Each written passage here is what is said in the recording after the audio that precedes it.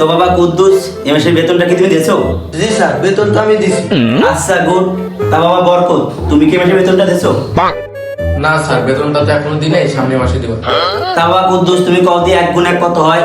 Sir এক হয়। Very good very good. এবার তুই ক 1,75,000 গুণ 20 সমান সমান কত হয়?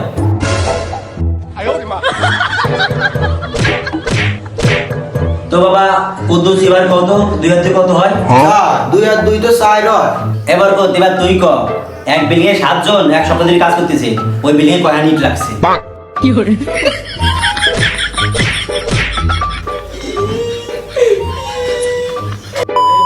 সাল পড়ালের বোঝ নাই, বেতনেরও বোঝ নাই, আবার পিরামিড ছাপাতে আছে।